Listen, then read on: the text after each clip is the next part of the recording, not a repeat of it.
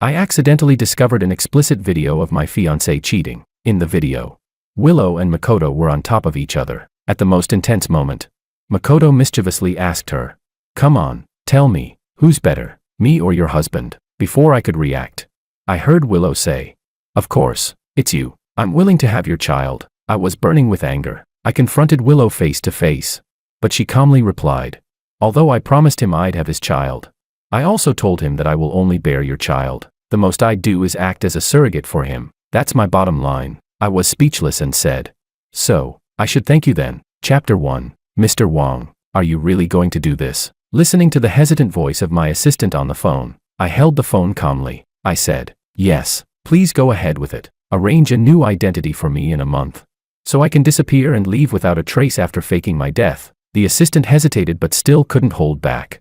"Mr. Wong, if Miss Liu finds out, she will definitely be heartbroken. You and Miss Liu have been in a long-term relationship for so many years. Do you really have to go this far?" When the assistant mentioned Willow Liu, a self-deprecating smile appeared on my lips. I said, "I'll handle things on her side. Just make sure you get this done. And don't tell anyone." "Understood." Although the assistant didn't understand why I was doing this, he still agreed and hung up. I stared at the phone screen.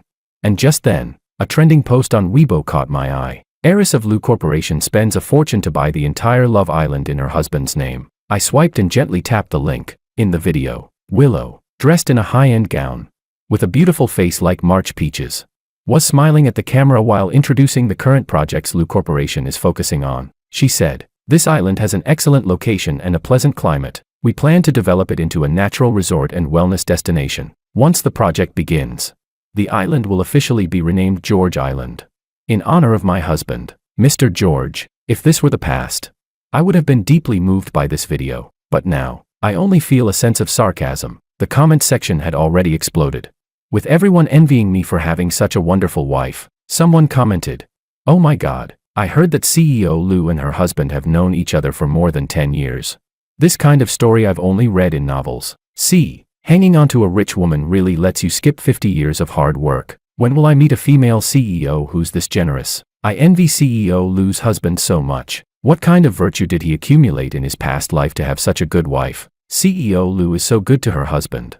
Buying an island is nothing. I remember last Valentine's Day, CEO Liu even rented out all the drones in the city, just to put on a drone performance for her husband. Through the screen, I could almost see their envious faces. I quickly scanned through the comments, but the bitterness in my heart began to spread. Yes, everyone knows Willow loves me. She fell for me at first sight in high school and pursued me relentlessly for 3 years. I was born poor, growing up in an orphanage, and only managed to study through hard work and scholarships. To outsiders, apart from my excellent grades and decent looks, I was from a completely different world than this young lady from the Liu family. But Willow Liu didn't care about the rumors outside.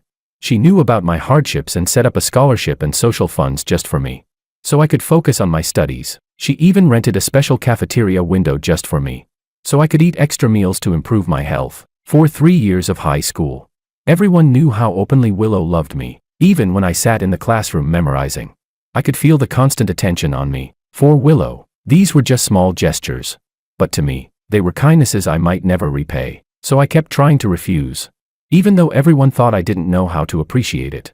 I didn't want to owe Willow so much, but Willow didn't give up. She took part of the money from her foundation and donated it to the orphanage I grew up in, promising that as long as the children from the orphanage wanted to study, the foundation would support them. I could endure hardship, but I couldn't take away the children's right to an education. To thank Willow, I started tutoring her, and over time, through constant contact, I gradually developed a hazy affection for this willful young lady, but our backgrounds were too different, and I never dared to take that step. After the college entrance exam, thanks to my tutoring, Willow and I both managed to get into the same university. She still pursued me openly and boldly, whether it was the special cafeteria window or the grand and elaborate celebrations on my birthday.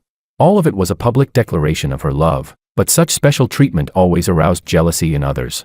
And during a study trip organized by the school, I was pushed off a cliff by one of Willow's suitors, and fell, breaking my leg in the foggy mountains. My phone had no signal, and my backpack was lost during the fall. If no one came to rescue me, I would have just waited to die. At the moment of my despair, a tall, slender figure broke through the fog, stumbling over to my side. That night, I finally agreed to Willow's confession, faced with a girl who was willing to come alone to rescue me. I could no longer refuse her. Chapter 2. This incident caused a sensation in school. And the story of the Liu family's young lady, a beautiful heroine rescuing the hero, became the talk of the town. Everyone was moved by Willow's love for me. And some even asked me for advice on how to find such a wealthy, beautiful, and devoted woman. I had once thought that I had found the most sincere and touching love in the world, to make myself worthy of Willow. I immersed myself in my studies, winning numerous awards and quickly entering the city's research institute at a young age, becoming the youngest rising star in scientific research. Over the years, I gave my all to Willow, doing everything I could to give her the best, even to better take care of her. I gave up my chance to go to City A for further studies, and chose to stay in South City to be with her. At that time, I thought we could be together like this until we grew old, until one day, I accidentally discovered Willow's affair, and her affair partner was none other than the man who had pushed me off the cliff, and had secretly orchestrated the bullying that almost cost me my life. When the truth was right in front of me, it felt like my heart was being ripped apart by something forcefully. I didn't want to believe any of it. Even thought maybe Willow had been forced, but when I saw the video from the dashcam, I had no choice but to accept this painful reality. The woman I was willing to protect with my life had betrayed our vows. Since that's the case, I had no choice but to leave. All the past kept flashing in my mind. I closed my phone and, in a self-destructive manner, opened the video that proved Willow's affair once more. When I first discovered this video, I had been so emotional that I only saw them kissing and quickly shut off the computer. This time, when I opened it again, I thought I was ready to leave Willow, and maybe my emotions would be calmer. But when I clearly saw the face of the man Willow was kissing, my breath became uncontrollably rapid. I would never forget that face, the man who bullied me. The one who almost caused me to die on that cliff, Makoto. My heart was pounding, and I forced myself to calm down, pressing myself to watch the rest of the video. Willow, I just want you to give me a child. We've known each other since childhood. And if you give me a child, I'll never bother you again. In the video, Makoto's voice was full of pleading, his eyes bloodshot. I've loved you for so many years. Can't you give me a child? Willow fell silent. My heart was in my throat. After a long time, Willow finally spoke slowly. I can give you a child. In that moment, I felt like my mind was buzzing, and all the sounds around me seemed to disappear. I gasped for air, feeling dizzy. Willow agreeing to give him a child meant that before I could think of the worst, I heard Willow's voice in the video. I can give you a child, but I won't carry him. We can do IVF. And how to arrange it is up to you. Makoto clung to Willow's arm, still trying to plead. But Willow's expression had already turned cold. This is my greatest concession. I will only bear George's child. That is my bottom line. Listening to Willow's words, I felt no joy in my heart. If she refused to carry the child but still planned to give Makoto one, that could only mean surrogacy or some other technological means. But surrogacy is illegal. I couldn't accept my wife having a child for someone else. And I couldn't accept Willow crossing the boundaries of the law. In my emotional state, I felt a sharp pain in my heart, my chest rising and falling as if I couldn't breathe. When the video ended, I closed the computer in a flurry. And just as I was about to go back to my room to lie down and rest, my vision suddenly darkened, and I collapsed to the ground. I lost consciousness. And after what felt like a long time, I slowly opened my eyes. George, you're awake. How do you feel? The familiar voice, filled with the same concern, made me slowly turn my head. I met Willow's worried eyes. When she saw that I had woken up, a smile finally appeared on her pale face. Her eyes were slightly red, and she pressed my hand to her cheek, her voice choked with emotion. You scared me so much, do you know that? I came home and saw you collapsed on the floor, and you didn't wake up for an entire night. If it weren't for the doctor saying you just fainted from emotional stress and that you just need to rest, I don't know how I would have made it through. She cried as she spoke, looking like a cat almost abandoned. She said, what happened to you? Why did you suddenly faint? Why didn't you tell me? Chapter 3. I looked at Willow, my mind in a daze. A damp sensation spread through my palm. Willow's tears were burning hot, yet my heart felt nothing but coldness. Facing her warmth and concern, I would be lying if I said I wasn't moved. From high school to graduation, we had been together for a full 10 years. 10 years of feelings. How could they be so easily let go? Even knowing that Willow had cheated, seeing her cry still made my heart ache uncontrollably. I'm fine. My voice was hoarse as I spoke slowly. Isn't the company really busy? You suddenly rushed back to stay with me, aren't you worried? Willow wiped away her tears and shot me a reproachful glance, saying, no matter how important work is, it's not more important than you. Honey, I can't live without you. Once I'm done with things, we'll go on vacation to George Island. I specially had that island built for you. You'll love it." As she spoke, Willow carefully picked up the warm bowl of porridge on the table and began feeding me. The love in her eyes was so intense, so genuine. I couldn't imagine how a woman, so deeply in love with me, could turn around and lie with another man. My eyes grew vacant, and after a long pause, I slowly spoke to Willow. "I have something to ask you. You must tell me the truth." Perhaps my fragile appearance made Willow uneasy, a sense of worry creeping into her heart. "What is it, George?" I opened my mouth, about to ask her if she was really with Makoto. But before I could finish, Willow's phone rang. "Hello." She pressed the answer button, and after hearing something from the other side, Willow furrowed her brows and turned to look at me apologetically. She said, "Honey, something urgent came up at the company. I have to go handle it. We can talk when I get back." "Okay." I sighed lightly, my words unfinished, swallowed back, and said, "Go ahead." Willow came over and kissed me, her faint citrus scent lingering in my nose. She said, "I'll be back soon." With that, she grabbed her clothes and left the house without looking back. I watched her retreating figure, feeling utterly exhausted. I closed my eyes, and before I knew it, I fell back into a deep sleep. I didn't know how long it had been, but I was startled awake by the sound of my phone ringing. Groggily, I opened my eyes and saw the caller ID displaying "wife." Without thinking, I answered the call. Before I could speak, a voice came through the phone that made my heart race. "Slow down." The woman's voice was seductive, with a faint breathiness, like an enchanting temptress. "I can't wait any longer." The response from the man was a hoarse voice,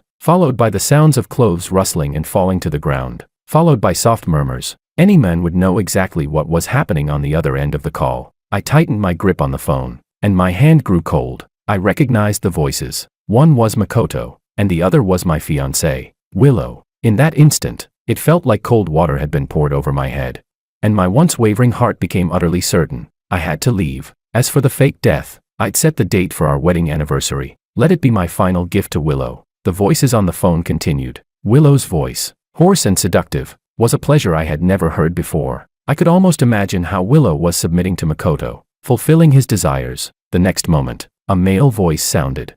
"Who's better, me or your husband?" Makoto's voice, laced with light laughter and provocation, seemed deliberately intended for me to hear. Willow's tone was light and flirtatious as she cooed. "Of course, it's you." Their conversation felt like a sharp blade, seemingly cutting me apart, piece by piece. My thoughts began to blur, and memories of the time when Makoto led the bullying flashed through my mind. The boys at 18 or 19 are full of youthful vigor.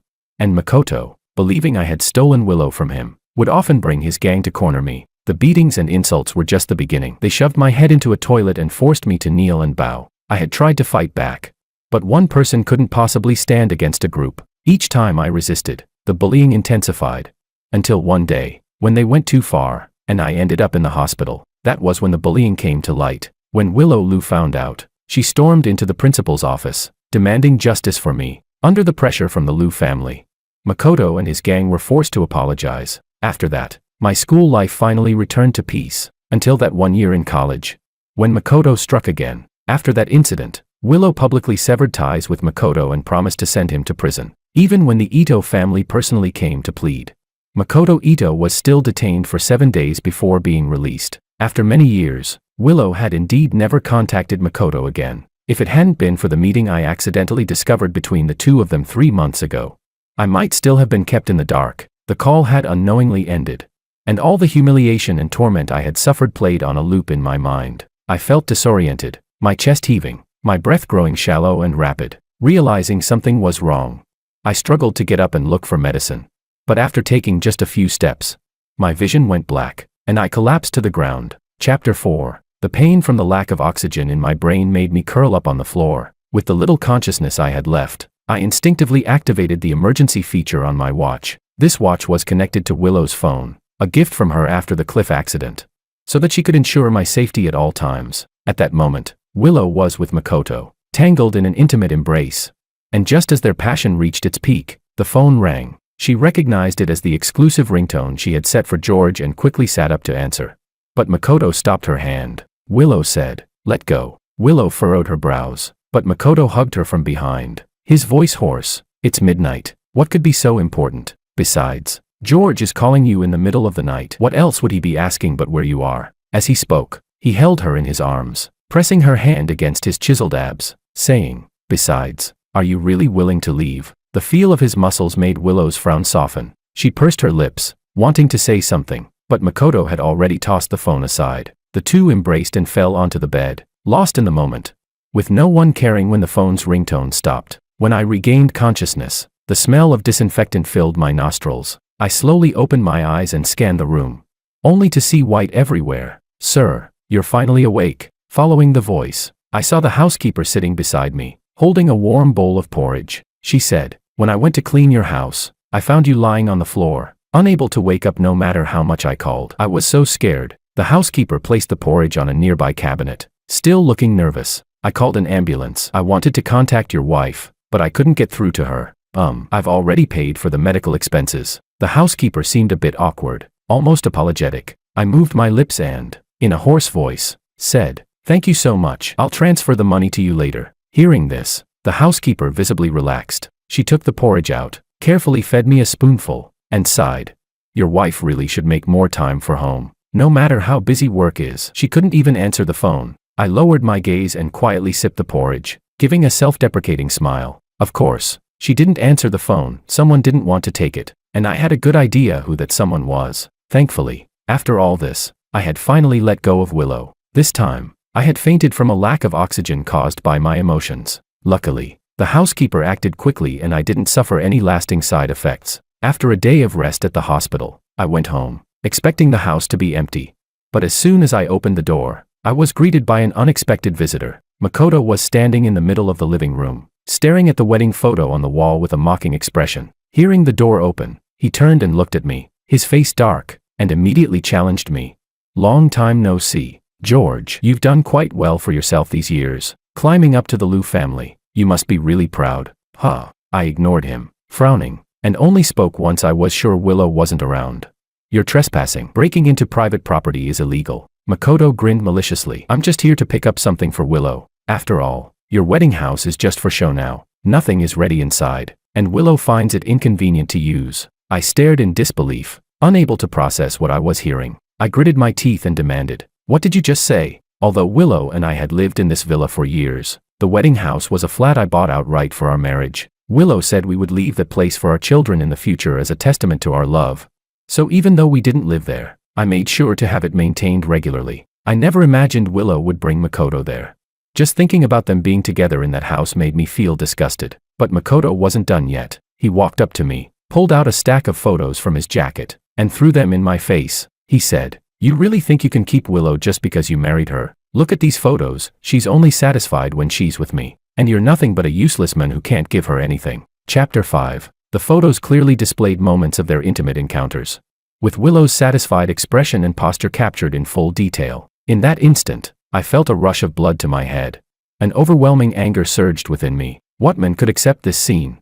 I clenched my fists and swung them at Makoto with all my might. Makoto took a small step back and easily dodged my punch. I'll fight you. I tried to continue, but the result was a punch from Makoto, followed by a swift kick that knocked me to the ground. I had been drained mentally and physically these past few days, and my body had been deteriorating. On top of that, Makoto was big and strong. There was no way I could compete with him. I tried to fight back again, but Makoto stepped on me, forcing me down to the ground. George, listen carefully. A useless man should act like a useless man. Stop dreaming of a toad eating swan meat. I heard that your wedding anniversary is in a month. I'll give you a month. Either you propose a divorce, or you'll regret it. Get as far away as possible. This is your last chance. If you don't get it, I'll make sure you won't even know how you died. Try me. With that, he walked out. And before leaving, he waved his hand, saying, here are the photos. If they're not enough, let me know. I have plenty more. Haha. I dug my fingers into my flesh, and the fire of vengeance reached its peak. I returned to my room, ripped all the photos to shreds, and threw them into the fire, as if bidding farewell to the past. At the same time, my determination solidified. I wanted not only to escape, but to take revenge and uncover the truth.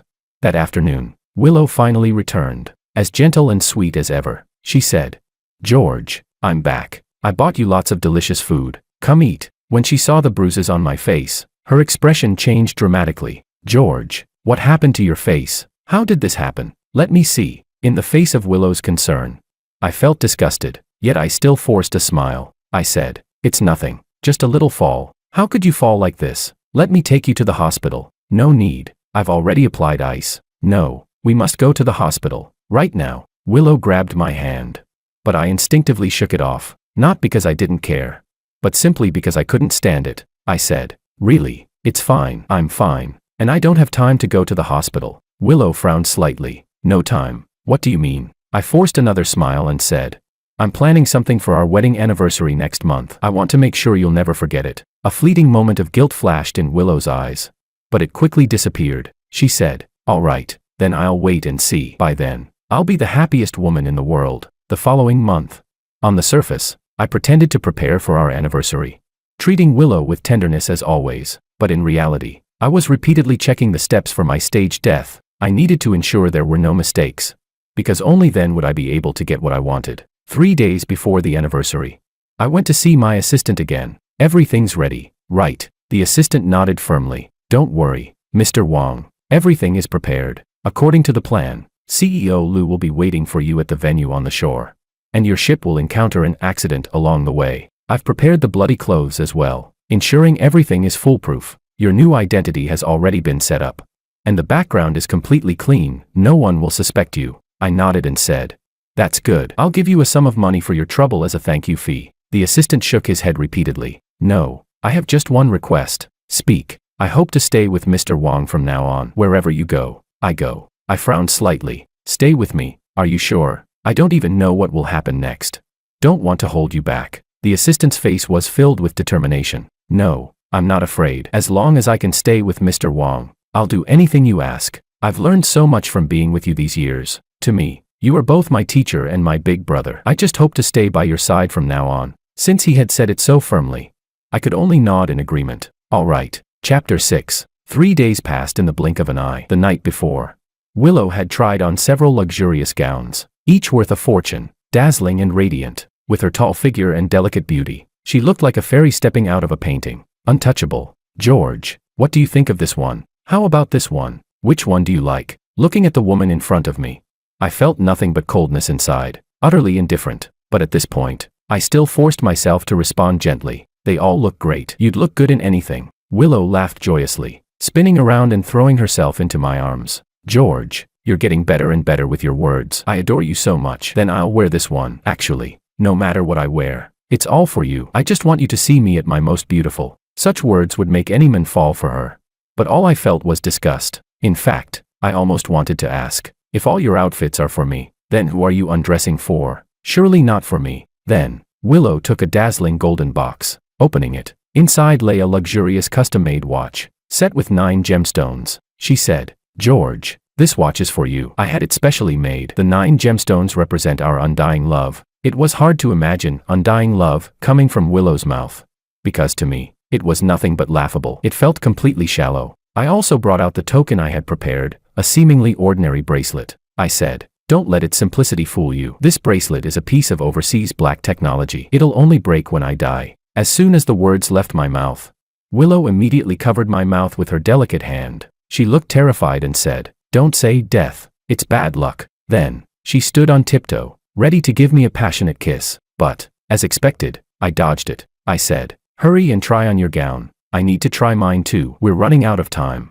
Watching George leave, Willow felt an indescribable sensation in her heart. The next morning, the entire South City was in an uproar. It turned out that while George was preparing, Willow had also been busy, spending a fortune to create a luxurious venue by the river, with all the major media outlets in attendance. In addition, dozens of drones circled overhead, capturing aerial footage. Everyone envied George, especially the countless otaku. But an hour later, tragic news arrived, marking the end of the wedding anniversary celebration. Chapter 7. Bad news. The ship that Mr. Wong was on has had an accident, and Mr. Wong's fate is unknown. This sentence hit like a thunderclap, instantly shaking the entire venue. Willow didn't waste any time and rushed to the scene of the accident as quickly as she could. What could be seen was the ship's sail drenched by the waves.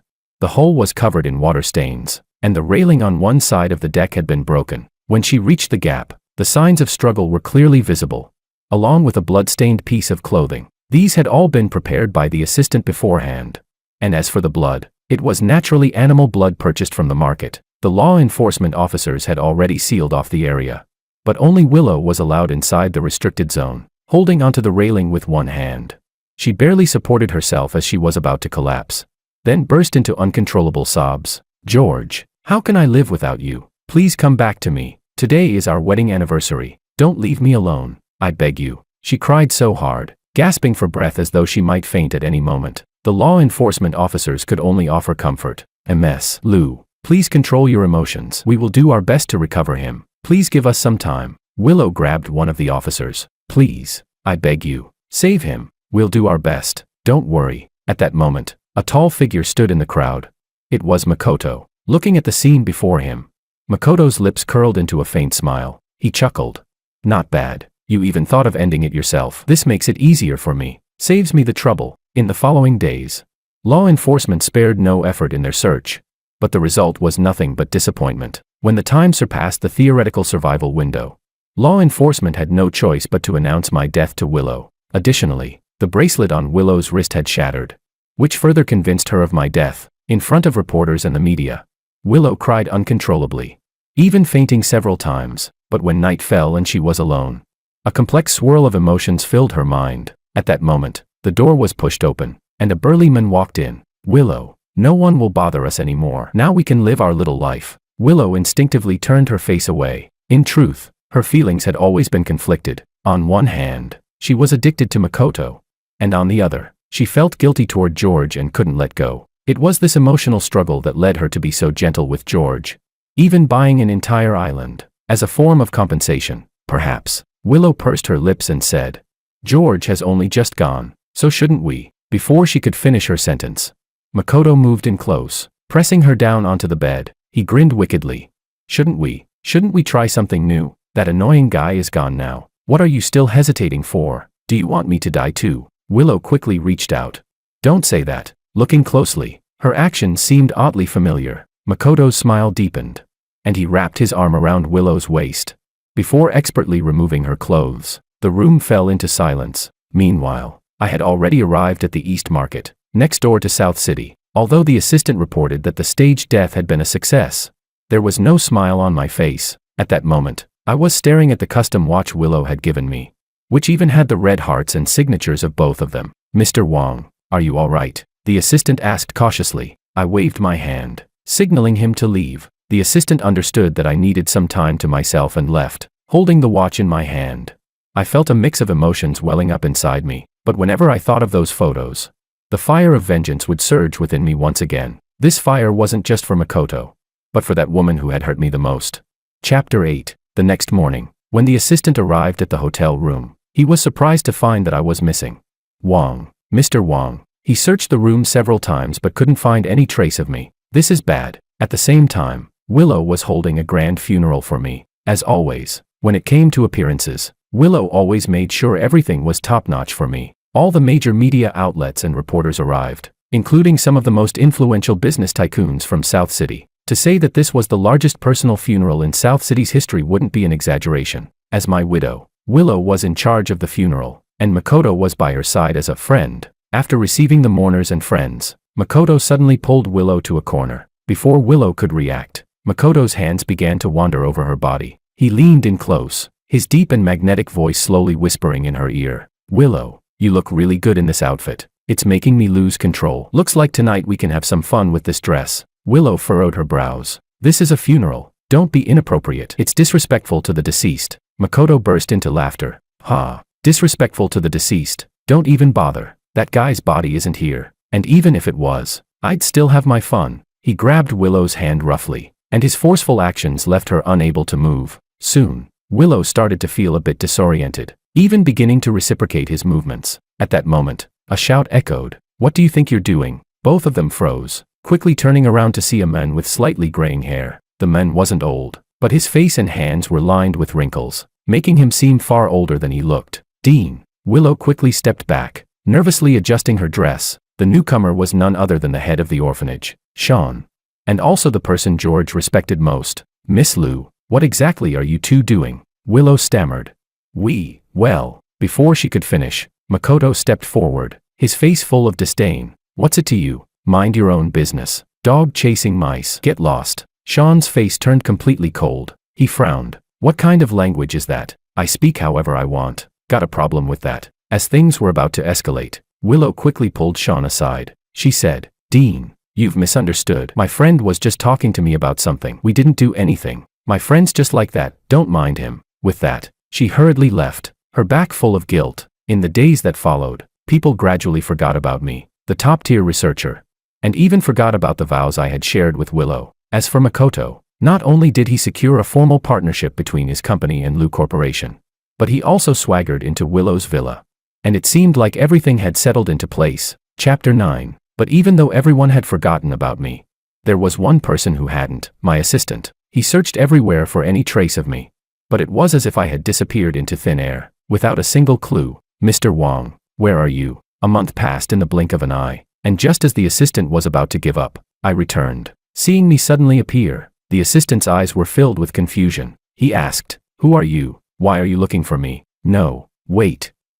Why do you seem so familiar? Have we met somewhere?" A familiar smile tugged at the corner of my mouth. I said, "Tom, have you really forgotten me? Didn't you want to call me Big Brother?" "How can a brother forget his own big brother?" The assistant froze, stepping back 2 paces in terror. "No, this can't be. You can't be Mr. Wong." In the past, I had a handsome, refined appearance, with a cool, aloof aura, truly a gentleman. But now, looking at myself, I had put on muscle, my skin had darkened quite a bit, and I wore gold-rimmed glasses, exuding the vibe of a business magnate. If anything had stayed the same, it was probably my deep, unwavering gaze. I smiled faintly and said, "There's nothing impossible about it. I just changed my haircut and switched up my wardrobe a bit." The assistant shook his head vigorously. "No, no, no. Your body shape doesn't match either. Your arms are at least twice as big now." I laughed and replied, "That's not important. If I'm going to start over with a new identity, the changes have to be big, or else I'd look like a clown." It was only after I spoke those secrets that the assistant reluctantly believed me. "Mr. Wong, where have you been this month?" I was going crazy with worry. "Your skin is so much darker now. And your arms, did you go through some intense training?" I gave a mysterious smile but didn't elaborate. In truth, it wasn't just intense training. This month, I had pushed myself to an extent that words couldn't even describe. But it was because of this that I had truly undergone a complete transformation. Alright, enough about that. Let's get to the real matter. How's everything with Lu Corporation? No one's noticed anything strange, right? The assistant shook his head. "No, everything at Lu Corporation is normal. Except," I asked. "Except for what?" "Except that Lu Corporation has officially established a partnership with Guangming Group. Other than that, nothing unusual." Even without the assistant saying it, I knew that Willow, Lu and Makoto's collaboration was inevitable. In fact, even if I were still around, I wouldn't have been able to stop them. The assistant said, "I think you should tell Dean Su about this." I asked, "What about the dean?" The assistant reported the events from the funeral truthfully. It turned out that the assistant had gone to the funeral to look for me and just so happened to witness that scene.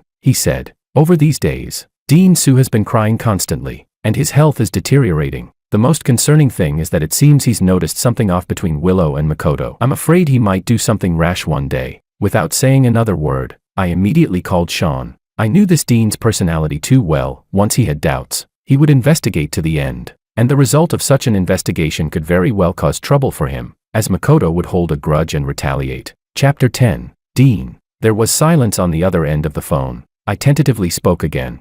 "Dean, are you still there?" To be honest, I was really worried I might frighten Sean into doing something rash. "Dean, please don't panic. Let me explain everything." It took a lot of effort, but I finally managed to convince him of the truth behind my staged death. However, I didn't tell him about Willow and Makoto, fearing that it might cause unnecessary trouble. Sean, with a face full of confusion, asked, "Wait, why would you go through the trouble of faking your death? What are you really after?" I sighed softly and replied, "Dean, I can't go into specifics, but I have my reasons. Please don't ask any more." "Well, alright, I won't ask, but you need to be careful. Willow and her friend seem off. At your funeral, I saw Willow and her friend acting strange. They kept exchanging glances, and they even touched each other. You really need to keep an eye on this. If Willow gets deceived and taken away, you won't even have a place to cry." I smiled bitterly and nodded. "I know. I'll be careful, but please, don't spread the word or investigate. I'll handle it. Also, please keep the secret of my staged death, and when the truth needs to come out, everything will be clear." Alright. After calming Sean down, I turned to the assistant. "Alright, we need to get to work. I'll investigate Lu Corporation, and you focus on Guangming Group. Let's see if these two have collaborated before. Remember, the investigation needs to be thorough and discreet." "Understood." Just as the assistant was about to leave, I called him back. By the way, don't call me Mr. Wang anymore. From now on, call me Big Brother Chan. The assistant furrowed his brows. Big Brother Chan. Exactly. From now on, my alias is David Chan. After a few days of investigation, we indeed found something fishy. It turned out that the two companies had already formed a partnership years ago. But it had been kept secret. Moreover, many of the projects had serious issues. The assistant spoke up.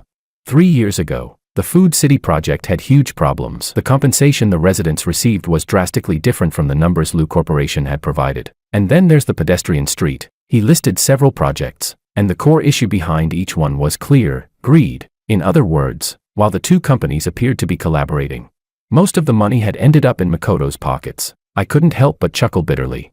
Really stupid. They sold me out, and now they're counting money for the other side. The assistant hurriedly spoke. Mr. Wang. No, Big Brother Chan. Shouldn't we just hand over the evidence to Lu Corporation? Let them sort it out themselves. I waved my hand dismissively. Don't rush it. Right now, we're not even part of South City's business world. Why would they believe us? Besides, the evidence isn't strong enough yet. We need to refine it more. The assistant nodded thoughtfully. All right, we'll do everything according to Big Brother Chan's plan. I slowly stood up, my eyes sharp, carrying a sense of vengeful satisfaction. I said, it seems we'll need to pay a visit to South City's business world. Let's test the waters and see just how deep this goes. Yes. At that very moment, Makoto had just finished his passionate session with Willow, who was now sound asleep. Content. He got up, took a shower, and walked over to Willow's computer. With practiced ease, he entered the password and accessed the resource database, which was also the entire Lu Corporation's database. Chapter 11. After some searching, Makoto successfully accessed a project named Paradise Resort. The file not only included the project's phased planning, but also detailed the manpower, resources, and finances required for each stage, everything one could need. Makoto rested his chin on his hand, reading carefully, looking for an opportunity for himself. Paradise Resort was the largest resort project in all of South City, and many big shots had been keeping it on their radar day and night. But in the end, this project landed in Lu Corporation's hands. If he played his cards right, Makoto knew he could make a fortune from it. But just as he was getting excited, Willow's voice suddenly came from behind him. What are you doing? The sudden sound made Makoto jump, almost causing him to collapse to the floor. He wanted to quickly exit the system and close the page. But Willow was standing right behind him, leaving him no time to act. Before he could think of a way to cover up, she had already walked right up to him. How did you know my computer password? Makoto awkwardly cleared his throat. Well, I was looking at your phone the other day and happened to see the password in your notes. I just glanced at it, but I have a good memory, so I remembered it. Willow asked again.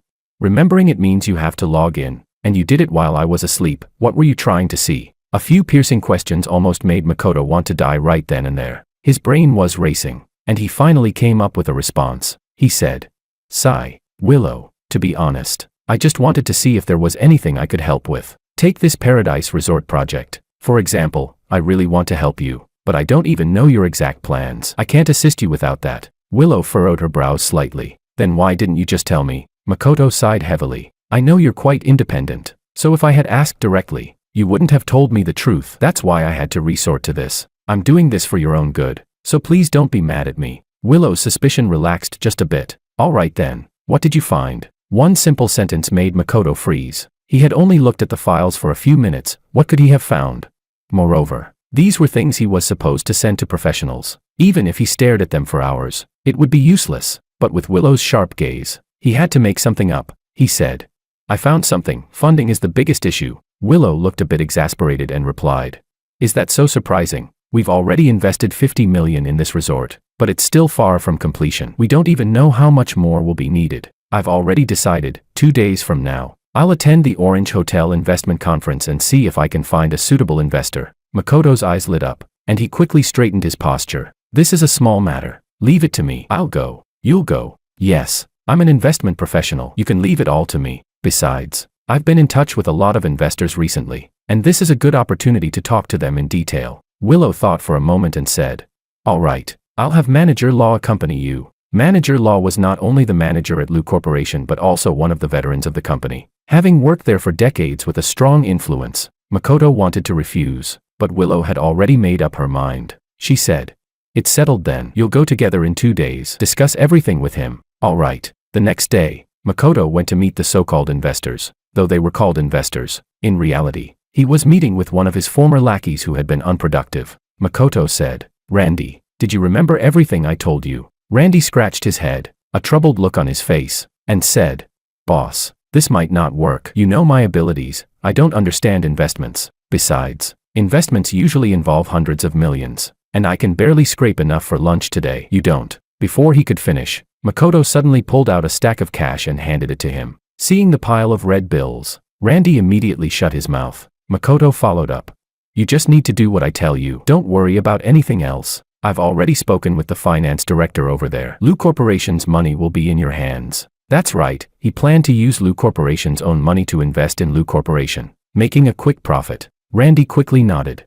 All right, I'll do exactly what the boss says. Chapter 12. 2 days later, the investment conference was held as scheduled. The first-floor hall of the Orange Hotel was booked exclusively for the event, with numerous business tycoons in attendance. Orson and Makoto, of course, were among them. Orson said, "President Ito, where are the investors you mentioned?" Makoto smiled and replied, "Don't worry, old Wong, they'll be here soon." He leaned back on the sofa, feeling like everything was under his control. What he didn't know was that a pair of eyes had been watching him the entire time. At this moment, I was dressed in a custom-made suit, and my short hair made me look even more sharp and capable. My chiseled face seemed as if it had been carved from stone, deeply defined. The finishing touch was the scar on my face, which made it seem as though I had endured the test of time and hardships. I turned to my assistant and said, "Go ahead, connect with Lu Corporation first." The assistant looked puzzled. "Connect with Lu Corporation? Wait, aren't we here to meet with Dragon Ball Group?"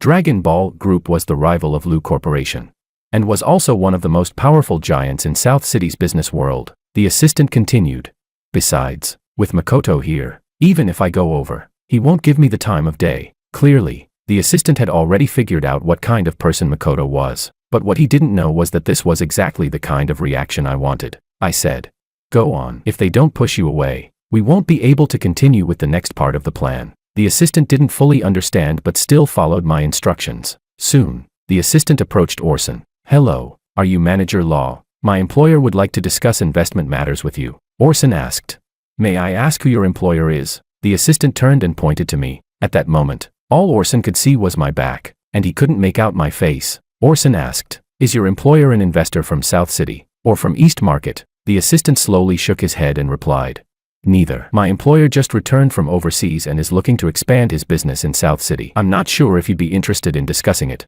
Orson naturally nodded and said, "Of course, I'd be interested. The investment conference is precisely for discussions like this." He was about to move forward when Makoto suddenly grabbed his arm. "Manager Law, weren't we supposed to meet with my investors?" Orson responded honestly.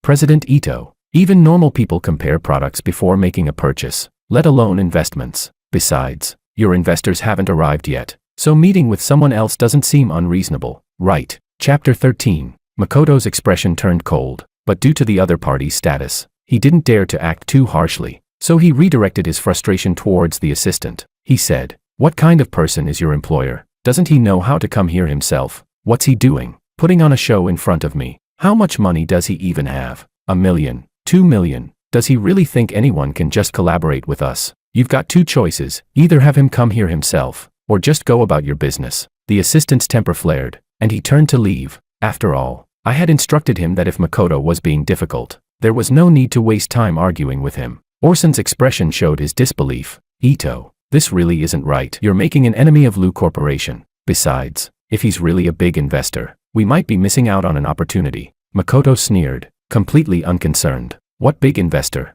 Just look at him. Does he have the air of a big investor? Besides, I've already gone through the list, and the only real big investor here is the one I brought. And look, here he comes." Orson turned to see a man in a suit walking over. It was Randy. Although he walked a bit awkwardly and his greasy hair didn't give off the impression of someone important.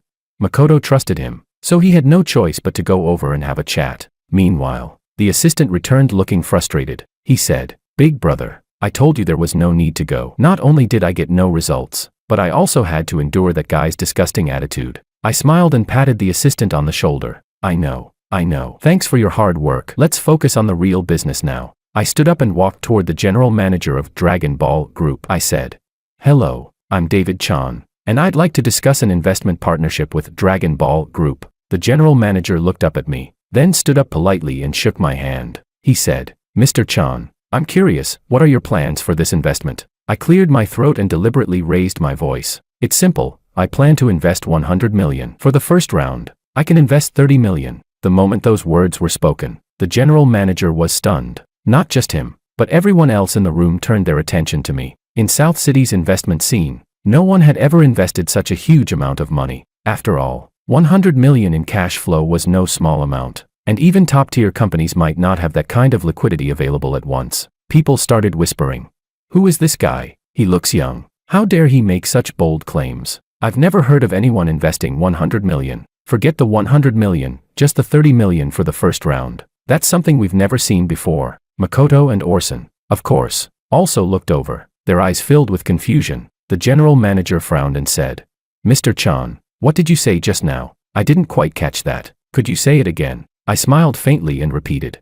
I want to invest 100 million. With 30 million for the first round. I'm wondering if you'd be interested. If not, we can skip it, and I'll just go look for other companies. At these words, the other business tycoons immediately couldn't sit still and started approaching. We at Desheng Group are interested. Let's talk. We're also interested and will offer you absolute sincerity. Mr. Chan, right, please. Let's talk privately. Chapter 14. Seeing this, Orson no longer had any intention of continuing his conversation with Randy, and turned to walk toward me. Makoto quickly reached out to stop him. Manager Law, what are you doing? We haven't finished talking yet. Orson slowly spoke. I don't think it's necessary to continue. Let's take a look at what's going on over there first. If the investment is really as high as 100 million, I don't think I need to say much about how to choose. Makoto was instantly shut down. After all, the investment Randy was discussing was only 8 million. Which was like comparing the sky to the earth next to my offer. As the group of tycoons approached, the general manager of Dragon Ball Group instantly became furious. He waved his hand. Go, go, go. Stay over there. Mr. Chan was the first to talk to us. What's your business here? Mr. Chan, I'd be happy to discuss things with you. The contract will be ready right away. But before he could finish, a cold snort sounded. Heh, a grown man. And you can't even see through such a small trick. And you call yourself a general manager. The general manager turned around in displeasure. Just in time to meet Makoto's gaze. What did you say? Say it again. Makoto shrugged. Did I say something wrong? He's talking about 100 million. So I'll talk about 10 billion. After all these years, have you ever heard of anyone being able to offer 100 million in cash for an investment? Think for a second. Don't let yourself be fooled, only to end up counting other people's money. The general manager's face showed signs of hesitation. Before he could speak, Makoto had already walked up to me and said, Do you really have 100 million to invest? Do you have any proof? Forget the 100 million. Show me the 30 million first. If you can't bring it, then get lost and stop causing trouble. He was pressuring me hard, hoping to expose my bluff as soon as possible. Of course, this was also to prove that his earlier actions were justified. I smiled faintly and said, It seems like you don't really trust me. Makoto retorted, Of course not. Why should I trust you? Who do you think you are? Okay, since that's the case, let me show you whether I have the strength. I waved at the assistant. Get the money delivered. Just send over 30 million. Yes. The assistant quickly made the call. And Makoto burst into even louder laughter. Ha ha ha. Really good at pretending. Aren't you afraid of pretending too much? Do you even know what 30 million in cash means? You probably haven't even seen that much in your life. If you manage to get the money here today, I'll kneel and give you 3 kowtows. I couldn't help but smile to myself. This is too easy. I said. All right. You said it. Let's wait and see. Time passed, and not even a trace of the 30 million was in sight. Makoto's smile became even wider. Ha ha ha. Where's the 30 million? Do you even have 3,000 on you? I'm really impressed. Who's in charge of the vetting process? How can any Tom, Dick, or Harry just show up at this event? This is total chaos. Someone, get this guy out of here. Not only Makoto, but other big shots also began to question my identity. He can't really be a fraud, can he? I think it's very likely. Who can come up with that much cash? It's impossible. Exactly. And he's so young. How could he have that kind of strength? He's probably here to eat and drink for free. The general manager, too, had had enough. He raised his hand, pointing at me. Chapter 15, he said. You'd better give me a reasonable explanation today, or we're not done. Makoto burst into laughter. Ha ha. What explanation could he possibly give you? It's just that there are issues with the funds. Or maybe the money is in an overseas account and can't be transferred right now. The general manager slowly clenched his fists, his cold gaze fixed on me. To say he was on the verge of taking action would not be an exaggeration. He asked, Is that true? I smiled again. No, Of course not. Just give me 5 more minutes. The money will definitely be here. Makoto couldn't hold back anymore. Haha. 5 more minutes. Even if you had 5 days or 5 years, do you think you can get the money? Hurry up and kneel and apologize. Then get out of here. This is no place for you. Other tycoons also started to speak up, criticizing me. This is too much. I got excited for nothing. Sigh. I shouldn't have trusted him. He's too young. How could he be a big investor? Damn. How did such a disgusting person even get in here? Facing their criticisms, I remained silent, with only a faint smile on my lips, but the assistant couldn't take it anymore, and was about to step forward to argue. But I grabbed him and stopped him. He said, "Big brother, these guys are too much. Are you really just going to tolerate this?" I softly replied, "What's the rush? When the truth is revealed, we'll clear our name." That was the truth, without the facts. Their explanations would only appear weak and hollow. 5 minutes passed quickly, and soon, the two of us became the targets of everyone. Someone, get these two out of here. Where are the security guards? Hurry up and act. Don't let these two disturb our conference. Get them out. The crowd shouted, as if even one more second of me being there was an insult to them. A group of security guards quickly surrounded us. Just as they were about to make their move, a sudden sound of hurried footsteps came from outside. Turning around, a group of bank staff dressed in uniforms walked in, carrying a secure briefcase. When the group of workers entered the venue, the briefcase was placed on the ground. The leader of the group was none other than Luis, the vice president of Huiguang Bank. "Mr. Chan, here's the money you requested. We withdrew it overnight. Since we had to involve several branches, it took a little longer. Please forgive the delay." I smiled and waved my hand. "It's fine. It's fine. I'm just glad it's here. Let's open the case." As the case was opened, stacks of red bills of RMB gleamed, nearly blinding the onlookers. Some of the tycoons even slapped themselves in disbelief. People started whispering, "Am I seeing this right? Is this really 30 million in cash? Wow. I've never seen this much cash before." Yeah, looks like he wasn't lying. He really has the strength to back it up. Everything unfolded just as I expected. The doubts and mockery disappeared in an instant, replaced by astonished gasps. Makoto shook his head in disbelief. This can't be real. Where did this guy get so much money?" He urgently turned to Luis. "Vice President Luis, are you sure this is his money?" Luis casually replied. "Why, is it not? Unless it's yours." But Makoto was silenced once again. What he didn't know was that, over the years, in addition to receiving numerous research grants, I had made several successful investments both domestically and internationally, each one more profitable than the last. Forget 100 million. I could easily double that amount if needed.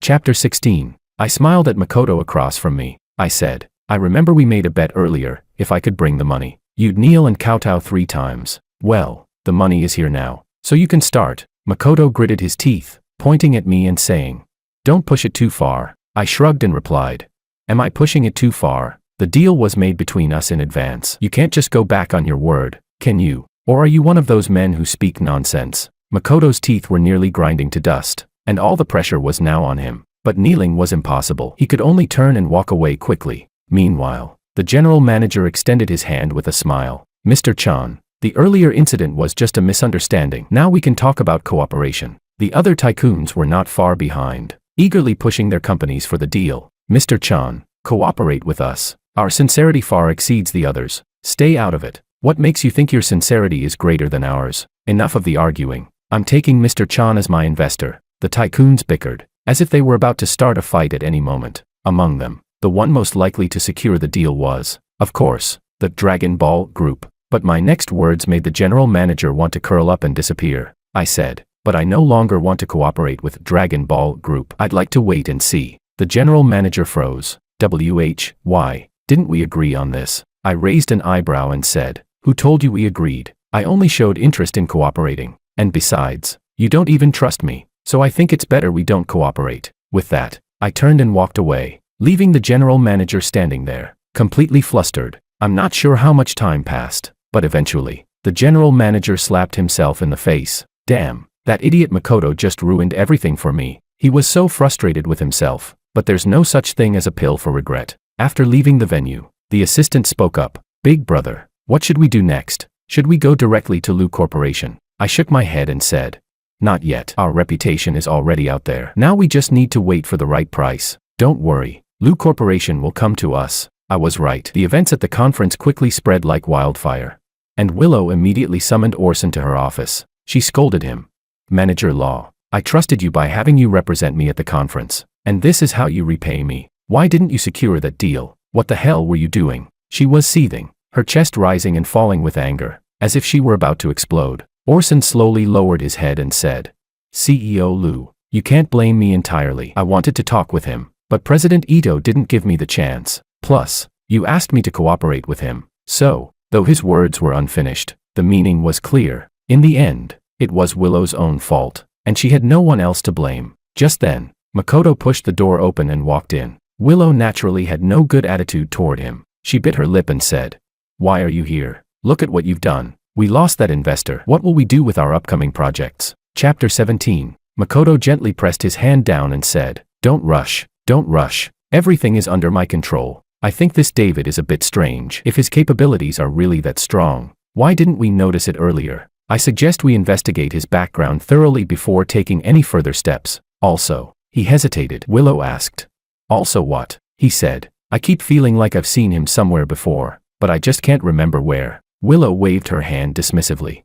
"That's not important. Hurry up and investigate. Speed is key. The faster we act, the more we can take the initiative." Understood. Makoto's speed was indeed fast. Within 2 days, he had dug up every detail about my identity, but it was all for nothing, because I had already anticipated this. My background was completely clean, and there was nothing to find. After learning the situation, Willow immediately gave her orders. "We must extend an olive branch to him immediately. This investor must be secured." Makoto waved his hand.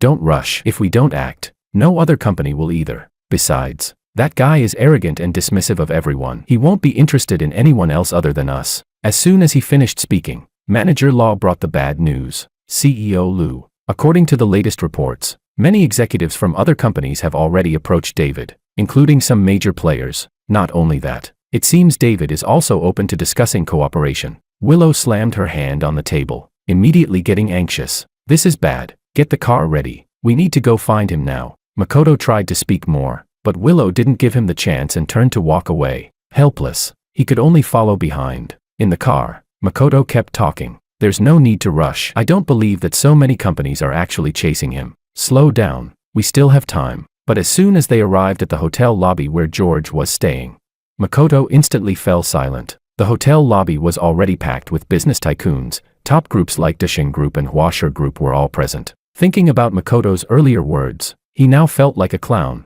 After some investigation, it was learned that George was currently in his room discussing matters with Dragon Ball Group, while the others had to wait in the lobby. Willow silently cursed under her breath. Manager Law said in a heavy tone, "This is bad. Dragon Ball Group beat us to it.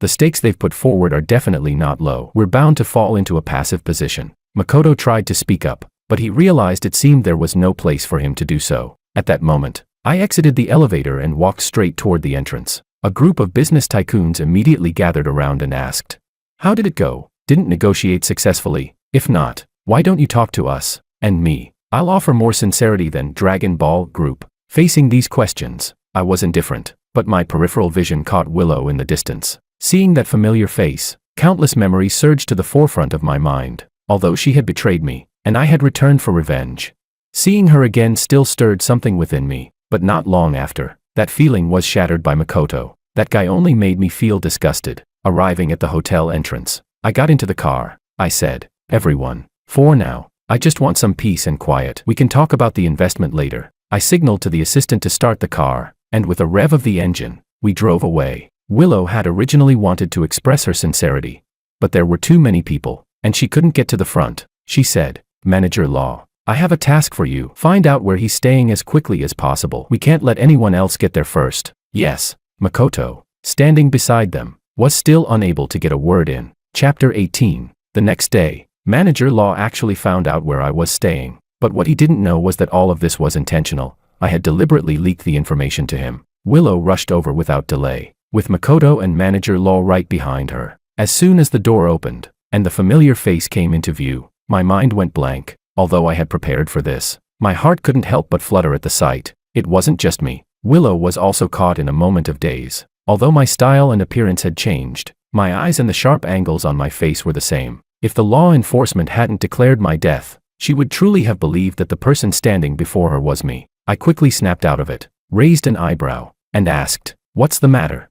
Willow quickly regained her composure. She said, Mr. Chan, I'm Willow Liu from Liu Corporation. I'd like to discuss a potential partnership with you. Without thinking, I directly refused.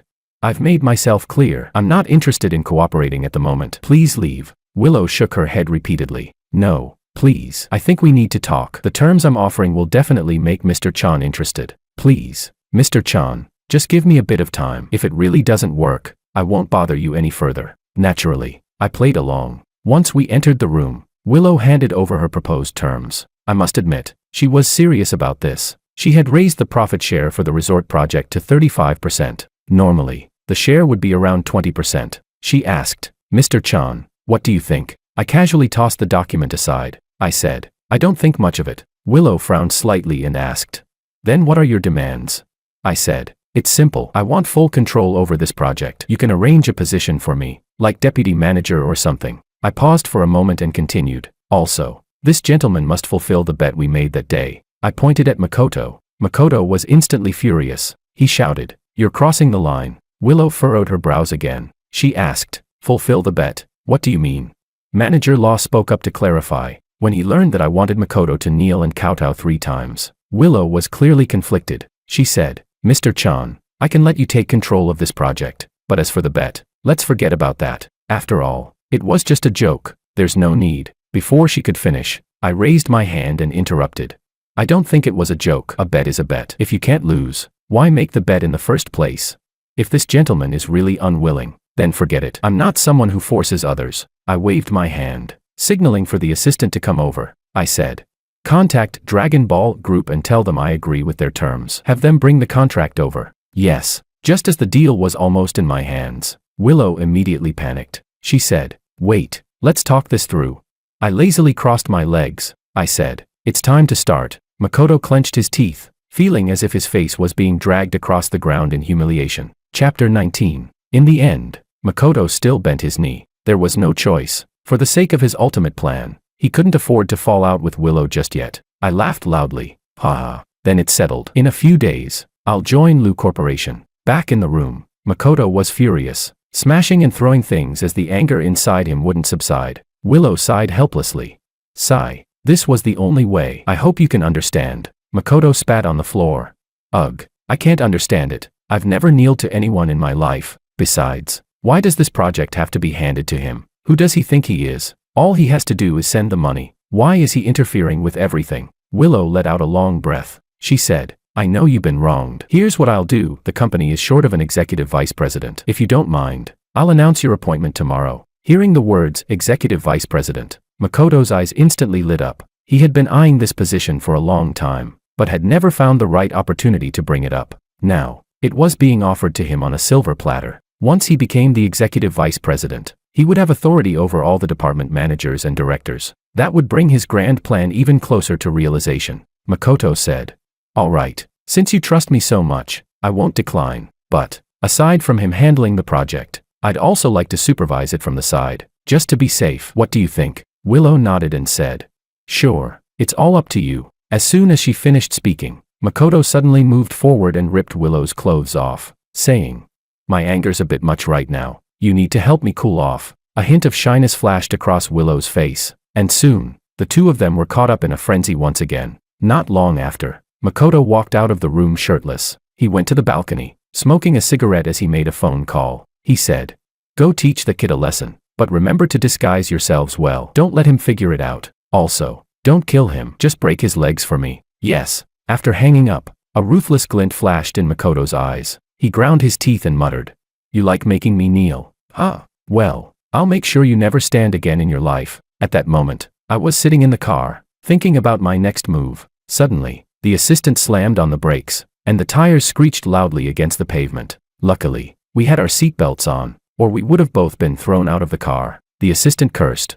Does this guy even know how to drive? Just as the assistant was about to get out, I stopped him. The situation's off. Get moving. Before the assistant could react, several men in black suits got out of the car ahead of us. Fortunately, the assistant was skilled at driving. He quickly turned the steering wheel, revved the engine, and executed a perfect drift, but the car behind us wasn't letting up. The two cars engaged in an extreme high-speed chase on the road. Big brother, who are these guys? Why are they suddenly causing trouble for us? I smiled faintly and said, I think I know who they are. Follow my lead and drive to the old district. The assistant hesitated for a moment. He said, The old district? That's not a good idea. It's all narrow alleys there. We'll get blocked in for sure. I smiled slightly and said, That's exactly what I want. The assistant was completely confused, having no idea what I was planning. I said, Drive to the old district. If anything happens, I'll take responsibility. Chapter 20. Before long, the car drove into the old district. Just as the assistant had said, the area was still undeveloped, with many buildings dating back decades.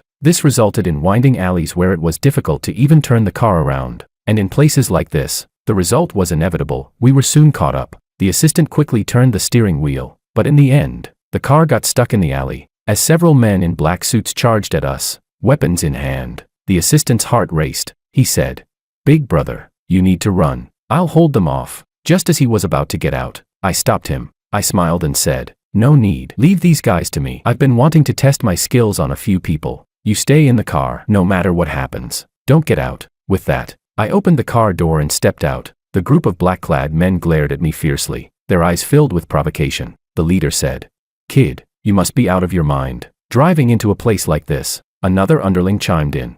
Yeah, if this were on the open road, I wouldn't be sure I could handle you. But now, you've come right to us. Kid, make it easy on yourself and break your own legs. We'll spare you the trouble. I waved my hand dismissively.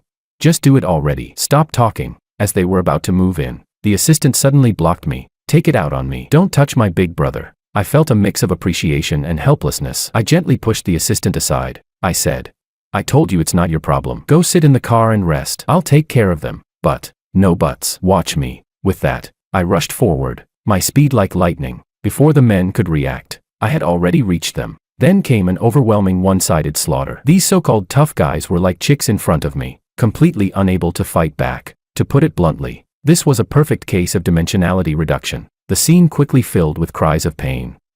It hurts. My leg. Please stop. We can talk. Before long, all of their legs were broken, and one by one, they knelt on the ground, no longer showing any of their previous arrogance. I smiled and asked, Weren't you guys going to break my legs? Why are you already out of breath? You have this little bit of strength and still want to cause trouble. You must be tired of living. The men begged for mercy. Big brother, please spare us. It's all our fault. We won't dare do it again. Please, big brother, spare us just this once. I looked over at the assistant. I said, Call the law enforcement. Okay. The assistant, finally realizing what I meant, dialed the law enforcement number. After handling the situation, we got back in the car. The assistant couldn't stop talking. Big brother, when did you become so strong? You're like the demon king descended from the heavens, truly a god among men. Is this the result of your devil training from last time? You're so cool. How did you train? Can you teach me some moves? I smiled mysteriously and said, Just drive. If necessary, I can teach you a few tricks. Okay. Upon learning the news, Makoto was alarmed and quickly ordered that all ties between him and his underlings be severed, including their accounts. He instructed, Go visit them at the law enforcement. Keep an eye on them. If they dare say anything more, they can start preparing to collect their parents' bodies. Chapter 21. After hanging up the phone, Makoto was so angry that he almost smashed everything in his room. But since Willow was still resting and he couldn't disturb her, he had to go to the garden to vent his frustrations alone. Damn it, where did this guy come from? Always getting in my way. Just wait and see. I want to see who will be laughing in the end. 2 days later, Makoto woke up early and went to Lu Corporation. This was the first time he came to the company since becoming the executive vice president. His goal was clear. He went straight to the security team. The team leader was a bald man, with a shiny head, and was nicknamed Big Bald Egg. When the team leader saw Makoto Ito, he greeted him with a smile. Isn't this Vice President Ito? What brings you, the big boss, to my little temple? Are you not welcoming me? No. How could I dare? But next time, you should let me know when you're coming, so I can personally welcome you. Makoto waved his hand. No need. I'm here for business. I've noticed that our company's security isn't great. It feels like anyone can just walk in. The team leader froze for a moment, thinking, this is trouble. He asked, Vice President Ito, who told you that? That can't be right. What do you mean, can't be right? I've already looked into it. Don't act like you don't know. From now on, pay more attention and don't let anyone random come in. This is an insult to the company. The team leader nodded repeatedly. Okay, I'll make sure to improve the security. Makoto asked, By the way, what's the main task today? The team leader answered honestly. He said, CEO Lu asked me to take good care of the new deputy manager of the project department today. This was exactly what Makoto had been waiting to hear. He said, "No need to entertain him. He won't be coming today. If he's not coming, that doesn't mean someone else won't come pretending to be him. I've received word that someone will try to impersonate him to get free food and drink. You know what to do, right?" The team leader immediately straightened his back. "Got it. Leave it to me. I'll make sure that guy doesn't get in." "Good. I'll be watching your performance." At this moment, I had no idea what trouble Makoto was stirring up again. Half an hour later, the assistant and I arrived at the gates of Lu Corporation. Looking at the Lu Corporation building, I felt no sense of familiarity or warmth. Instead, all I felt was alienation and distance. Although I had been with Willow for 10 years, I had never interfered with the company's affairs, always keeping my boundaries. But now, it seemed that this sense of boundary wasn't such a good thing. If I had paid more attention, I might have discovered Makoto sooner. I exhaled a heavy sigh and slowly walked inside. But as soon as I stepped into the building, the security guard at the door blocked my way. "Stop. What are you here for?" the assistant responded. "This is the new deputy manager of the project department. Let us through." The guard was stunned for a moment, then immediately smiled. "The deputy manager of the project department, is that David?" The assistant furrowed his brows and said, "You're calling him David? Get out of the way." The guard sneered. "What if I called him that? What are you going to do about it?" The assistant's face instantly turned cold. He said, "I suggest you don't make trouble. Move aside now." Or, before he could finish, a cold snort interrupted. "Or what?" Turning around, a man with a shiny bald head walked over. He didn't address us, but instead looked at the security guard. "Idiot. I've told you 1,000 times. Just throw guys like this out. What's the point of talking to them?" The assistant looked puzzled and said, "Are you crazy?" The team leader grinned and said, "Hey, I think you're the crazy one. Who dares to impersonate someone else? You're asking for trouble." I spoke up at the right moment. "Are you saying I'm impersonating someone?" The team leader nodded and said, "Yeah, isn't that obvious? We've already seen through your little tricks. Why don't you show your true self now? Look at you, all dressed up. Where did you get that knockoff? Introduce me to your source. I'd like to buy a couple of suits myself." The assistant clenched his fists. "I'll say this one last time, move aside." The team leader puffed out his chest. "Ha, you want to get tough with me? Let's see if you can handle it. I'll make sure you don't even recognize your own mother today." As soon as he finished speaking, a slap landed on his face. The force of the slap was enough to knock him to the ground. I shook my hand with disdain and said, "Seems like the security standards here are too low. Anyone can get in." The team leader immediately rolled up his sleeves. "Son of a, how dare you hit me? I'm going to fight you. Why are you all standing there? Hurry up and do something." The surrounding security guards quickly approached. I stretched my muscles, ready for action. At the critical moment, a roar echoed. "Everyone stop." Manager Law quickly walked over, coldly questioning, "What are you doing? Who told you to be disrespectful to Deputy Manager Chan?" The team leader froze for a moment, then quickly waved his hand. "No, Manager Law, you misunderstand. This guy isn't Deputy Manager Chan. He's just an imposter." Slap.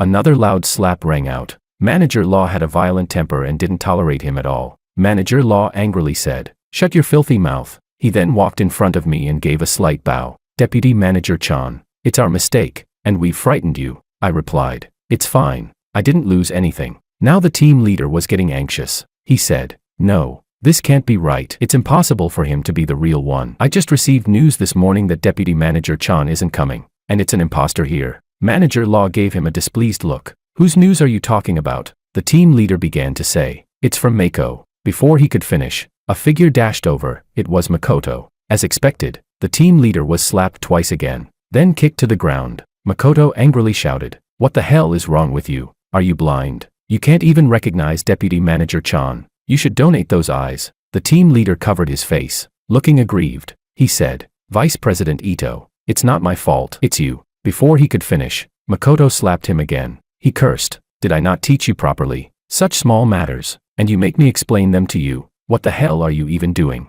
The team leader had now suffered his fair share of punishment. Being beaten by 3 people in turn, he'd probably never forget this for the rest of his life. I quietly watched this spectacle, already knowing who was behind it all. Seeing that the team leader was nearly beaten to death, I raised my hand and said, "All right, Vice President Ito, I'm fine. Let's call it quits." After speaking, I turned and walked away, not wanting to stay any longer. Once I left, the anger in Makoto's eyes intensified. Arriving at the project department, I was momentarily stunned by the scene before me. Well, is this the project department? If I didn't know better, I'd think I had walked into a wonderland. Chapter 22. Looking around. The project department was filled with smoke, and I even began to wonder if these employees could even see their computer screens. No, wait, they weren't even looking at the screens. That's right. One by one, they were sitting at their desks, either playing on their phones, watching videos, or sleeping with their heads on the desk. Not a single person was working properly.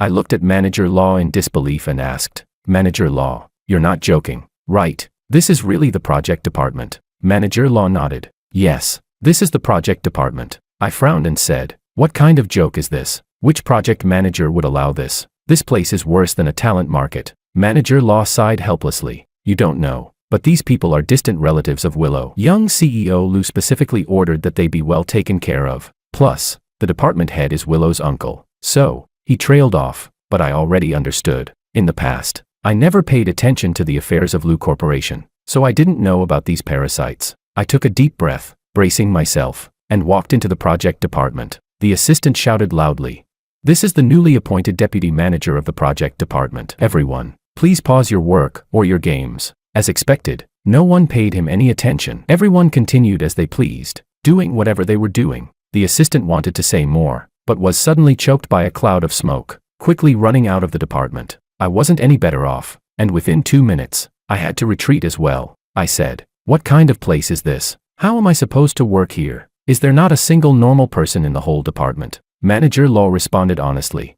"There are 3 team leaders who are the backbone of the department. They handle the regular projects." "Where are they?" Manager Law pointed to a nearby storage room. "They're working in there." I was speechless and had no choice but to get up and head over. But just as I opened the door, a chair flew straight at me. "Watch out." The assistant tried to push me out of the way, but it was too late. Luckily, I wasn't the same as before. I swiftly knocked the chair away. Inside the storage room, there were 2 men and 1 woman, sitting with computers and thick files in front of them. Because the space was so small, the 3 of them had to sit on small stools, with no decent desks in sight. Now I understood why the chair had flown, honestly. Even a knife coming at me would be understandable in this cramped space. Manager Law's expression changed, and he was about to scold them, but I waved him off. "Manager Law, go do your work. I'll handle this." "Can you handle it?" "Of course, go ahead." I smiled at the 3 of them. "Hello, let me introduce myself. I'm David, the new." "No need to say more. You're just that new idiot investor, right?" Hearing this,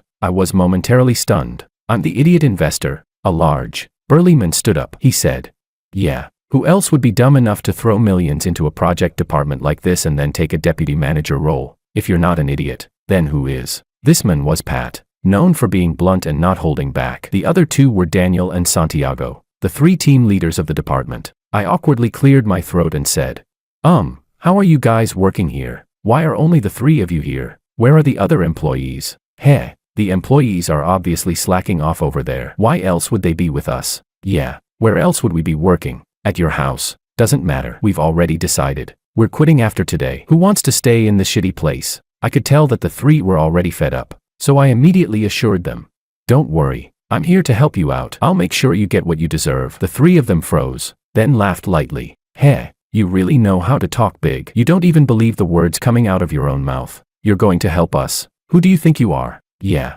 are you on some kind of drugs? If you're feeling off, you should go puke it out, or you'll regret it." I smiled confidently and said, "Sorry, I'm a man of my word. If you don't believe me, let's make a bet. If I win, you'll work for me from now on. If I lose, you can do whatever you want with me." The 3 of them exchanged glances, clearly shocked, but with the pressure mounting, none of them would back down. "Let's do it. Who's afraid of who? Let's go." Meanwhile, Makoto approached the project department's head. "Diego, Minister Lou, looks like life's treating you well lately. I see you've put on a bit of weight." Diego took a deep drag from his cigarette, instinctively resting his feet on Makoto's desk. "Things are fine. If you've got something to say, just say it. If I can help, I will." A surge of anger rose in Makoto's chest, but, since Diego was still useful to him, he gritted his teeth and held back. Makoto said, "I heard the project department's got a new deputy manager. You've met him, right?" Diego replied, "No, there's been a deputy manager every few years. They never last more than 2 days.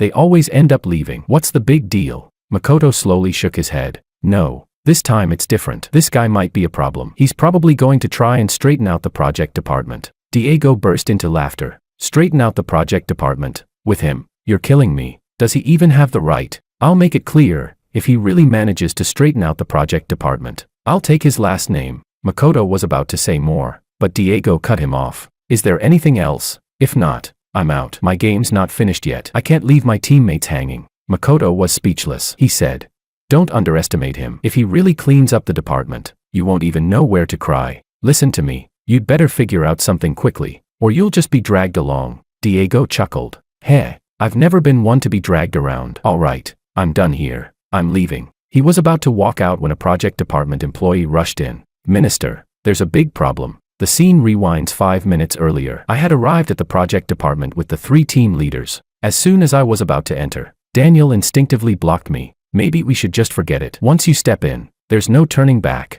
Santiago nodded slightly. Yeah, the project department's already beyond saving. No one can fix it, not even you. You might as well quit while you're ahead. Pat, standing to the side, continued to stir the pot. Don't be like that. If he wants to go, let him. Otherwise, he'll just lose the bet. He just doesn't like losing. We can't take away his chance. I smiled calmly. That's right. I've come this far. Might as well give it a shot. With that, I pushed open the project department's door and, without hesitation, drew a steel rod from behind me. Chapter 23. A few minutes later, Diego rushed to the project department in a hurry. Along the way, he had already thought of everything. As long as that so-called minister dared to make a move, he promised to make him leave with his tail between his legs. All right, David, you dare to cause trouble in my project department. I think you're tired of living. He stopped mid-sentence because the scene before him was not what he had imagined. The staff of the project department were all working diligently, sitting in front of their computer desks, their fingers frantically tapping on the keyboards. Not only that, but the windows were open, and the previously smoky, mystical scene had completely disappeared. He instinctively glanced at the sign at the door and muttered to himself, is this really the project department? Just then, a cheerful laugh came. Haha, of course, it's the project department. It was me, followed by the 3 team leaders and assistants trailing behind me. Diego's face changed. He said, didn't you want to cause trouble here? I shrugged and said, unjustly accused. I just got appointed today. How would I be foolish enough to cause trouble? Besides, look around. Everyone's working peacefully. Does this look like trouble? Diego looked around, and indeed, there was no sign of any disturbance. He turned around and slapped his assistant across the face. Tell me, what is this about? The assistant, now completely confused, had no idea what was going on. He said, I don't know. I really saw him walk in with a stick earlier, and his posture clearly seemed like he was about to make a move. I rushed to inform you at that moment. I didn't know it would turn out like this. Diego couldn't be bothered with him and turned his gaze to the project department staff. What are you all doing? Who told you to work? Did you all take the wrong medicine or something? Stop whatever you're doing and go back to your tasks. I'll only say this once. His words fell flat, like pebbles dropping into the ocean, not stirring even the slightest ripple. No one even glanced at him, continuing with their work as usual. Diego's face turned green with anger. He said, all right, so you all want to revolt? Huh, believe it or not, all I need is to give a word, and I can have finance stop your salaries. Then you'll all be drinking Northwest winds. I walked up with a smile, pulling Diego aside. I said, all right, Minister Liu, calm down. Let's talk things through. I know you're feeling unbalanced right now, but you have to accept this fact. You've been completely sidelined. When Diego heard the words, completely sidelined, his body shook violently. Damn it, he just went out for tea, and when he came back, he'd been sidelined. What kind of nonsense was this? Before he could react, I continued.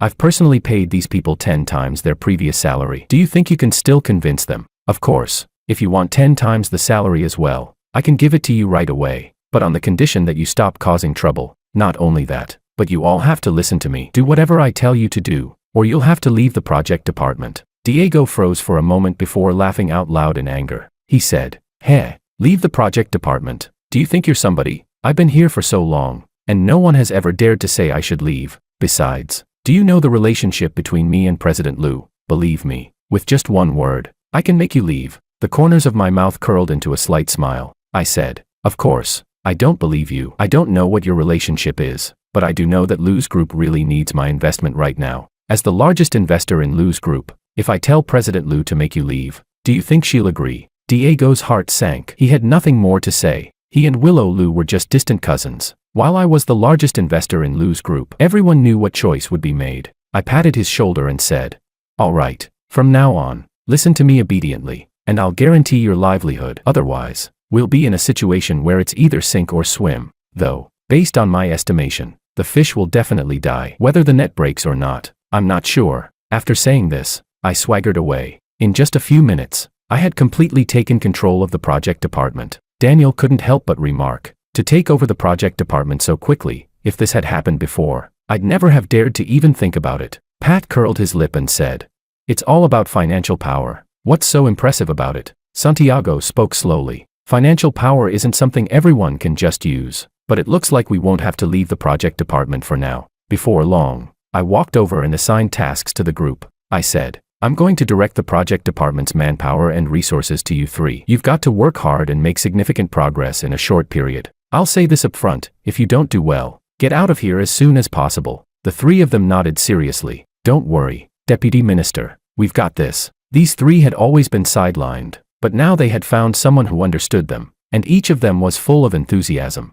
After they left, the assistant walked up to me, looking confused. "Big brother, what's the point of all this? Wasting so much money, are you really just trying to clean up the project department? But this is Lou's group's project department. What does it have to do with us?" I smiled faintly and replied, "Of course it's about getting results quickly and entering the core of Lou's group. Only then can we gain access to more information. Also, it'll buy us some time to investigate Makoto's little tricks." The assistant nodded thoughtfully. "I understand now. I'll give it my all." In the following days, the project department developed rapidly. Not only did we get the Paradise Resort in order, but we also took on several projects at once. These developments successfully caught Willow's attention, especially during the next meeting. My calm and decisive demeanor stood out, something no other executive had shown. Most importantly, she felt a sense of familiarity when interacting with me, as if we had met before. At the same time, Makoto couldn't sit still anymore. "Damn it, there's really no one who can stop this guy." He took his phone out from his chest pocket,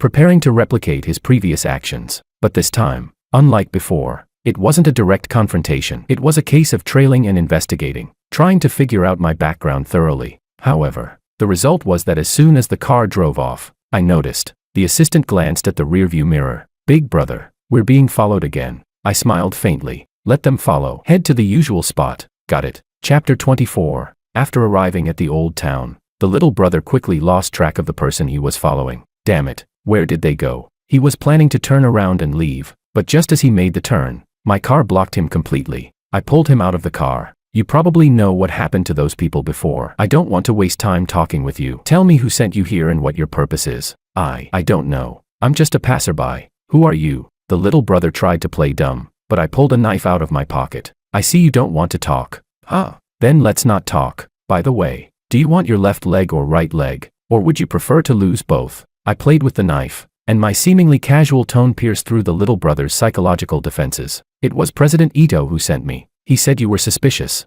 and I should follow you to see who you meet after work." "Big brother, I'm just a little errand boy. Please don't make things difficult for me. This has nothing to do with me." The corner of my mouth lifted slightly. I replied, "I won't make things difficult for you, but you have to help me with something." In the following days, I continued to act decisively, and the little brother didn't disappoint. News soon came through. It turned out that Makoto was meeting a mysterious person at a hotel in the evening, and the exact location was provided. I didn't hesitate and immediately drove there. As soon as I saw the mysterious person, my suspicions were instantly confirmed. The assistant said, "Isn't that the financial director? Looks like they've been in cahoots for a long time." I said, "Now you know the direction of the follow-up investigation, right?" The assistant nodded seriously. "I understand now. Big brother, leave it to me." At this point, Makoto had not only failed to find any dirt on me, but I had managed to turn the tables on him during the meeting. I slammed the evidence of his collusion with the financial director onto the table. "This is the exchange between our deputy general manager Ito and the financial director. Take a look. This should open your eyes." The executives immediately began to examine the documents, and it quickly turned into a scathing critique of Makoto and the financial director. "Unbelievable. This is really eating inside and digging outside. My God, if I hadn't seen this, I wouldn't have believed it." Makoto, enraged, pointed a finger at me. "You bastard. You dare stab me in the back." I spread my hands and said, "How can I be stabbing you? This is all on you. If you hadn't acted so shady, would I have anything to use against you? You, damn it, I'm going to fight you." He rolled up his sleeves and was about to make a move, but Willow stopped him. She asked, "Care to explain what these accounts are about?" Naturally, Makoto denied everything. "This has nothing to do with me. I'm being wronged. He's framing me." Willow turned to the financial director. "Let's hear it from you. If you tell the truth, I'll consider giving you a chance." Without hesitation, The financial director immediately sold Makoto out. It was all him pressuring me. I know I was wrong. President Liu, I was just an accomplice. Please spare me. I beg you. The outcome of the meeting was clear. Makoto was stripped of his position as executive vice president and temporarily cut off from cooperation with Liu's group. As for the position of executive vice president, I would take over. After the meeting, Willow sought out Makoto. Although she was furious, she couldn't ignore the fact that he was someone she had chosen. She suppressed her anger. She said, I see you're tired. Go rest for now. Once things calm down, we'll discuss the collaboration between the two big groups. Makoto agreed outwardly, but in his mind, he was already plotting his revenge. On the other side, after temporarily handling the company matters, I headed to the orphanage, but this time, I went as David. Since it wasn't the right time to reveal myself, the children at the orphanage were as lively and adorable as always. In their faces, I saw a reflection of my past self. After a bit of playtime, the director called me into his office. He said, there's something I don't know if I should bring up. I smiled faintly. I said, Director, what's between us that you can't say? Just speak your mind. Well, I won't hide it anymore. Do you remember the funds that President Liu donated to the orphanage years ago? I've done some investigating recently and found that part of the funds wasn't used for the children's education and living expenses as intended. Instead, they were secretly diverted.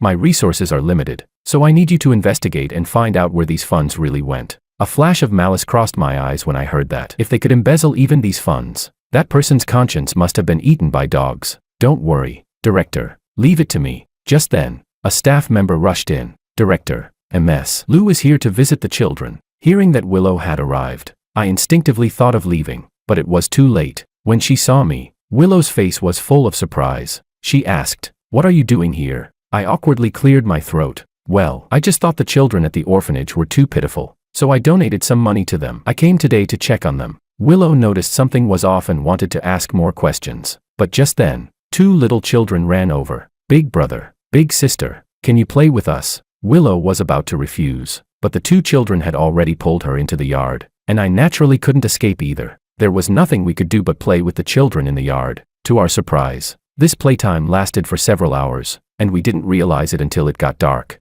Those few hours were also the most relaxed we had been, and they made me reflect on the little moments of the past. But alas, what has passed can never come back. As we were leaving the orphanage, Willow stopped me. I want to ask you something. Have we met somewhere before? I smiled and said, no, I've been abroad. Just recently returned to the country. Maybe it's because I have a common face, so I look like someone you've met. Even though I said that, Willow still couldn't shake the doubt in her mind. After we returned, she had Makoto investigate my real identity. In fact, even if she hadn't said anything, Makoto wouldn't have been idle. But once he started investigating, problems arose. He found out that I had recently been keeping an eye on the orphanage's funds. Not only that, but Pat and the others were also investigating the materials used in the Paradise Resort. The person behind all these issues was the same, Makoto. Damn it, they're forcing me into a corner. Fine. Since you want to play, I'll play to the end with you. While he was making his plans, a message suddenly popped up. After a long period of investigation, the truth about my real identity was gradually coming to light. Chapter 25.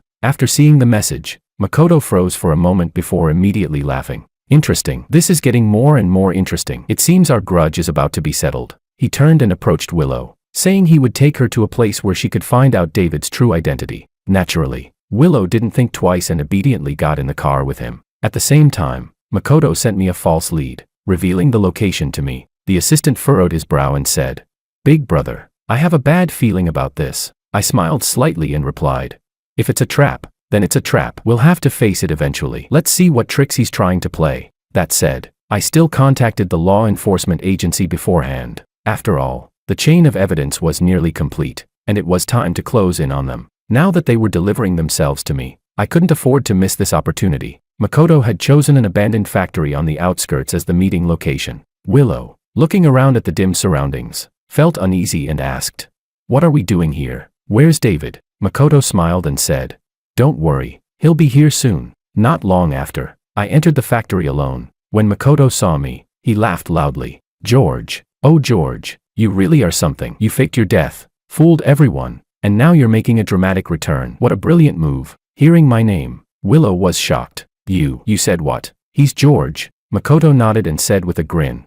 That's right. This guy fooled all of us. He really thought we were fools. But it doesn't matter, because today, all our grudges will be settled. I sneered. Yes, Even if you didn't want to settle it, I wouldn't let it go. I threw all the evidence on the table, including the issues with the materials used at the Paradise Resort and the embezzlement of funds from the orphanage. There were also some illegal operations and false accounting in the company, all pointing directly at Makoto. I said, finally, I can see what greed truly looks like in you. You really don't know when to be satisfied. I'm curious, though, what do you need so much money for? Are you planning to stuff it all in your coffin when you die? Makoto sneered coldly. You're quick with your investigations, but unfortunately, I'm one step ahead of you. He waved his hand, and dozens of thugs armed with clubs rushed out from all sides. In the blink of an eye, I was surrounded. Willow's heart skipped a beat. What are you going to do? Makoto laughed as he wrapped his arm around her waist. Willow, we have to deal with this guy today, or we'll have no good days left. Willow shook her head repeatedly. No, stop.